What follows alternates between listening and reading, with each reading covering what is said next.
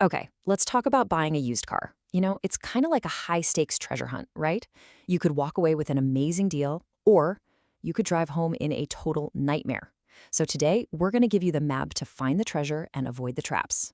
Because we've all heard the horror stories, haven't we? You find a car that looks perfect. You hand over thousands of dollars, and then boom, a week later, you're looking at a mechanic's bill that's literally more than what you paid for the car itself. You didn't just buy a car, my friend, you bought a money pit. And believe me, it happens all the time. So the big question is, how do you see that disaster coming? How do you spot the lemon before you've already signed the papers? Well, here's the good news. You do not have to be a master mechanic. All you need is a simple game plan, a system to follow that can save you a world of hurt. Let's dive right in. First things first. And this might surprise you, but the most important part of inspecting a car happens before you even lay eyes on it. Yep, your real inspection starts right from your couch with your computer. This is your first line of defense. It really just boils down to two simple things. Number one, you're going to get the car's VIN, that's the vehicle identification number. And number two, you're going to take a hard look at the pictures and the price online. That's it. Let's start with that VIN. So that 17-digit VIN is basically the car's social security number. You punch that into a service like Carfax, and you're looking for three giant flashing red lights. If you see a salvage or rebuilt title, that means an insurance company once declared it a total loss. Or if you see major accident reports, or that the odometer has been rolled back. These are not things you think about. These are absolute no questions asked, walk away right now deal breakers. Now, while you're online, do yourself a favor and look up the car's actual market value on a site like Kelley Blue Book.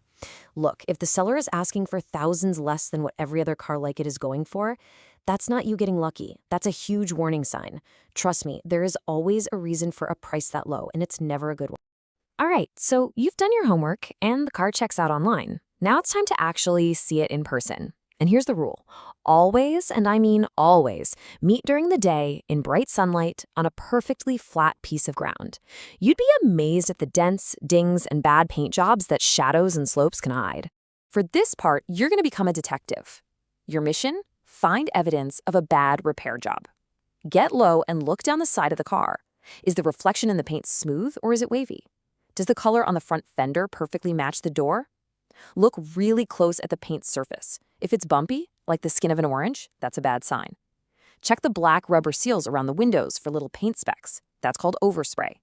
And look at the gaps between the body panels. They should be tight and even all the way around. If they're not, that car's been in a wreck. Okay, you ready for a cool trick? This is a total pro move. Just bring a simple little magnet with you. Like a fridge magnet. Take it and run it along the bottom edges of the doors and the wheel wells, all the places where rust loves to form. If you hit a spot where the magnet just falls off,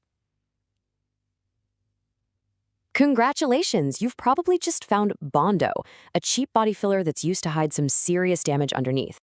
Now, for the part that nobody likes to do, but it is so important, you have to get down and look underneath the car. It's okay to see a little bit of light, surface rust on some parts like the exhaust pipe, that's normal. What you're looking for is the bad stuff, deep, flaky, scaly rust on the frame itself, the car's skeleton. And be super skeptical if you see a fresh, shiny black coating sprayed all over everything. Shady sellers do that to hide massive rust problems, and it actually makes things worse by trapping moisture in. Okay, let's head inside.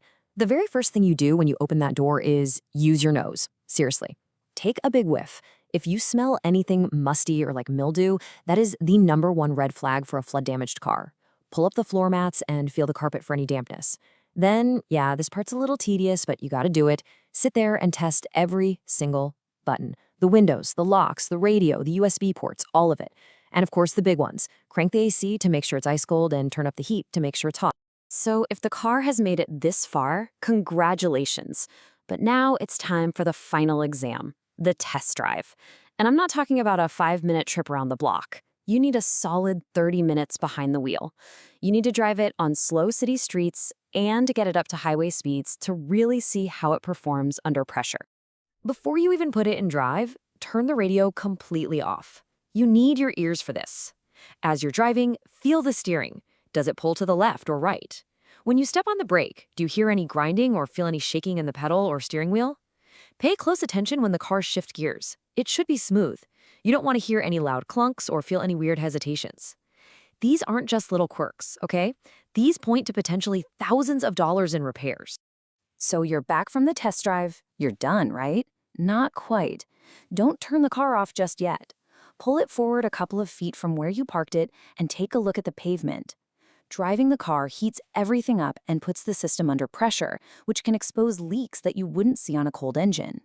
This one final look could be the thing that saves you from a massive headache. Okay, you've done the homework, you've done the walk around, the test drive went great, you're ready to make an offer and buy this car, right? Wrong. I'm serious. There is one last step, and it is absolutely 100% non-negotiable. This is your ultimate safety net. Believe it or not, the single most valuable thing you will do in this entire process is going to cost you about $150. Now, after all the work you've already put in, what on earth could possibly be worth that much money right at the very end?